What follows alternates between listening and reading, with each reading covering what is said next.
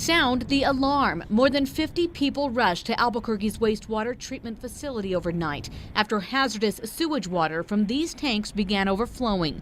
The water had only made it through one phase of treatment, meaning it was filled with dangerous bacteria. Obviously, there'd be a great variety, but it would include things like E. coli. The contaminated water gushed onto roads on the plant's property. Crews made dirt-filled dams and stopped most of the water. Still, thousands of gallons made it to this river drain site and into the Rio Grande. We estimate probably between 3,000 and 5,000 gallons did make it into that riverside drain. The Water Utility Authority is pointing to power outages as a possible problem. They believe water from the recent rains may have damaged some equipment, causing power failures, leaving only 3 of 7 pumps running last night. And as a result, water started to back up in the clarifiers and therefore overflow.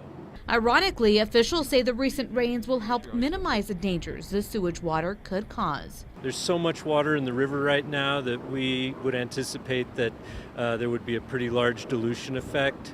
So in a case like this, where it was a relatively small spill, we don't anticipate that it would have a huge environmental impact. Now, officials say as soon as the spill was under control, the Water Utility Authority notified U.S. Fish and Wildlife, the Isleta Pueblo, the State Environment Department, and the EPA. Back to you. All right, Crystal, thank you. Officials say the river is already contaminated, in some cases with bacteria like E. coli, so the effects of the sewage spill, if any, will be minimal. They say this is the first time they've had a spill like this in more than 25 years.